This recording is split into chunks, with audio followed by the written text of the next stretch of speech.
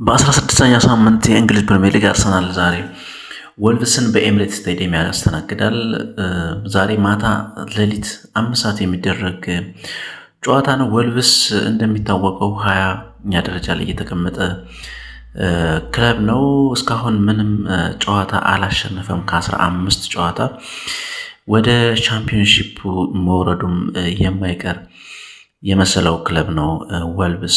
አርሰናል ባለፈው በአስቶን ቪላ የደረሰበትን መራር የሆነ ሽንፈት በፕሪሚየር ሊጉ መልሶ ወደ ድል የሚመለስበትን ይሆናል ተብሎ ይታሰባል። ባለፈው ረቡዕ ዕለት በቻምፒዮንስ ሊጉ የስድስተኛ ዙር ጨዋታ ክለብ ብሩዥን 3-0 አሸንፎ ወደ አሸናፊነት መንፈሱ እንደተመለሰ ይታወቃል። ነገር ግን ፕሪሚየር ሊጉ ደግሞ ሌላ ውድድር ነው። ዛሬ ማታ 5 ሰዓት እንግዲህ ወልቭስን አሸንፎ ወደ ደረጃውን ያስጠብቃል፣ መሪነቱን ያስጠብቃል ተብሎ ነው የሚጠበቀው። ከማንቸስተር ሲቲ በ2 ነጥብ ብቻ ርቆ ነው የሚገኘው አሁን ባለፈው በአስቶን ቪላ መሸነፉን ተከትሎ። ስለዚህ ይህንን ልዩነት የግድ ማስጠበቅ ይኖርበታል። ማንቸስተር ሲቲ በጥሩ ሁኔታ እየመጣ ያለ ክለብ ነው። ከፕሪሚየር ሊጉ እንደተጀመረ የተወሰነ ከነበረው መንገጫገጭ በኋላ አሁን በተከታታይ ጨዋታዎችን እያሸነፈ ይገኛል። አርሰናል ወልቭስ ለአርሰናል በአንጻሩ ቀላል ተጋጣሚ ነው በዘንድሮ ዓመት።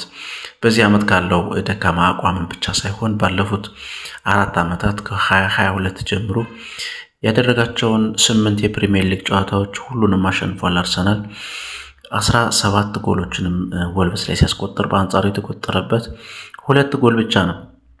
ስለዚህ የዛሬው ጨዋታ ወደ አርሰናል የሚያመዝን ነው። ምንም ጥያቄ የሌለው አርሰናል በፕሪሚየር ሊጉ አናት ላይ በ33 ነጥብ ተቀምጧል። ወልቭስ በ2 ነጥብ 20ኛ ደረጃ ላይ ነው የሚገኘው። ወልቭስ በቀላሉ ብዙ ጎሎችን የሚያስተናግድ ክለብ ነው። አርሰናል ደግሞ ጎሎች የማይቆጠሩበትና አሁን በፕሪሚየር ሊጉ 7 ጎሎችን በማስተናገድ ዝቅተኛው የተቆጠረበት የጎል ብዛት አርሰናል ነው። ነገር ግን አሁን አርሰናል በከፍተኛ ሁኔታ በጉዳት እየተመታ ይገኛል። የፕሪሚየር ሊጉ ሲዝን እንደተጀመረም ጀምሮ ጉዳት ሳያጣው ነው እስካሁን የቆየው። አሁን ኦልሞስት ፕሪሚየር ሊጉ ሲዝን አጋማሽ እየደረሰ ነው። 16ኛ ሳምንት ማለት ከ3 ጨዋታዎች በኋላ የፕሪሚየር ሊጉ እኩል 50% ጨዋታዎች ይጠናቀቃሉ። ስለዚህ አሁን በተለይ ደግሞ በአሁኑ ወቅት በተከላካይ መስመር ያሉ ተጫዋቾቹን ከግማሽ በላይ ያጣበት ነው አርሰናል ማለት ነው። በፕሪሚየር ሊጉ ምርጥ ጥምረት የነበረው የዊሊያም ሳሊባ እና የጋብሪኤል ማጋሌስ ጥምረት ከፈረሰ ብዙ ጨዋታዎች አልፈዋል። አሁን ደግሞ ከዛ በኋላ ተመራጭ የነበሩት ሙስኬራ ተጎዳ፣ እንደገና ቲምበርም የለም በሚያሳዝን ሁኔታ ማለት ነው። ቲምበር በዚህ ባለፈው የቻምፒዮንስ ሊግ ጨዋታ አልፎት ነበር።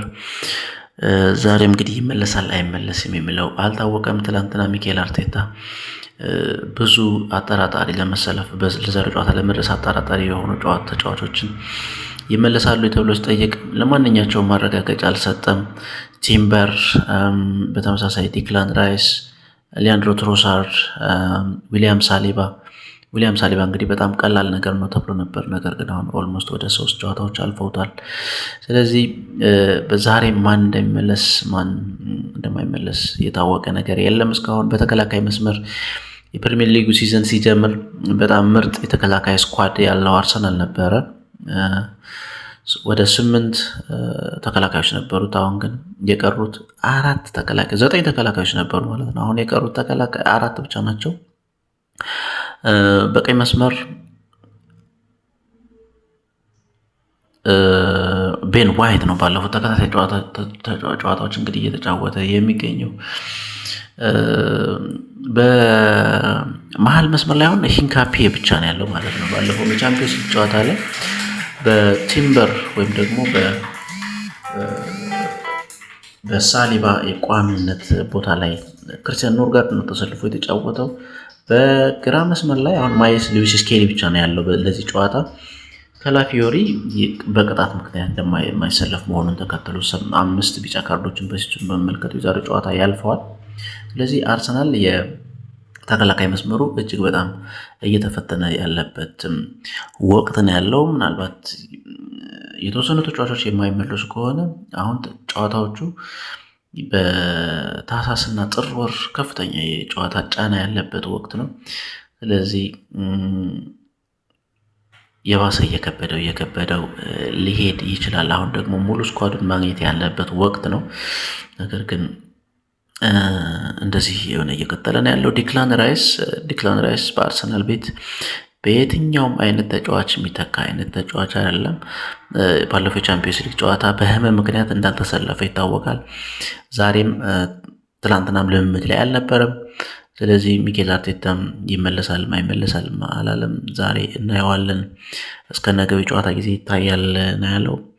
ከመሟገግሙ ይሰልፋል አይሰለፍም የሚለው እንግዲህ ዛሬ ገና የሚታይ ነው የሚሆነው። ሊያንድሮ ትሮሳርድም በዚህ ዓመት በግራ ክንፍ በኩል በጣም ምርጥ አቋም እያሳየ የሚገኝና በጣም በወሳኝ ወቅቶች ጎል እያስቆጠረ የሚገኝ ተጫዋች ነው።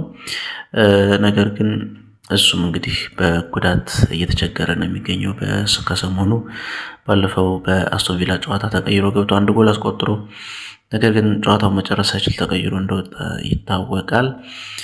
በአንጻሩ እንግዲህ በአጥቂ መስመር የሚገኙት ሌሎች ተጫዋቾች የተመለሱበት እነ ጋብሪኤል ጄሱስ ባለፉት 11 ወራት ከጨዋታ ውጭ ነበር። አሁን በቻምፒየንስ ሊጉ ጨዋታ ተቀይሮ ገብቶ 30 ደቂቃ ተጫውተዋል። በ30 ደቂቃ ጥሩ እንቅስቃሴ ማድረግ ችሎ ነበረ። ቡካዮ ሳካ እንዲሁም ኖኒ ማዱዌኬ በተመሳሳይ በቻምፒየንስ ሊጉ በጣም ምርጥ አቋም ያሳየበትና 2 ጎሎችን ያስቆጠረበትም እንደነበር እናስታውሳለን። አሁንም ካይ ሃቨርትዝ ከሜዳ ውጭ ነው። ሚኬል መሪኖ እንግዲህ ዲክላን ራይስ በጨዋታው የማይመለስ ከሆነ በመሀል ሜዳ ነው ሊጣመር የሚችለው ከኦዴጋርድ እና ከማርቲን ዙቢሜንዲ ጋራ። ሌላው እንግዲህ ያለው አማራጭ ኢታን ንዋኔሪ ነው። ኢታን ንዋኔሪም ተቀይሮ 20 ደቂቃ አካባቢ ተጫውቷል። በኢታን ንዋኔሪ እንግዲህ ኳሊቲው የጎል ክልሉ አካባቢ ተቃራኒ የጎል ክልል አካባቢ ያገኛቸውን አጋጣሚዎች ወደ ሹት የማድረግ ብቃቱ በጣም የሚገርም ነው። ስለዚህ ዛሬ ማታ እንግዲህ 5 ሰዓት አርሰናል ከወልቭስ የሚያደርጉት በከፍተኛ ደረጃ የሚጠበቅ ጨዋታ ነው። ምናልባት እንግዲህ ክሪስታል ፓላስ ነገ ማንቸስተር ሲቲን የሚገጥምበት ጨዋታ ለማንቸስተር ሲቲ ምናልባት ነጥብ ሊያስጥለው ይችላል ተብሎ የሚጠበቅ ጨዋታ ነው። ብዙ ጊዜ በቅርብ ጊዜያት ካላቸው የክሪስታል ፓላስ እና የማንቸስተር ሲቲ የግጥሚያ ታሪክ አንጻር ማለት ነው። ምናልባት አርሰናልን ጨዋታ አሸንፎ ማንቸስተር ሲቲ ነጥብ የምጥል ከሆነ ለአርሰናል ትልቅ እፎይታ ሊሆን የሚችልበት ሁኔታ አለ። ላይክ፣ ሰብስክራይብ፣ ኮሜንት ጻፉልኝ። አመሰግናለሁ።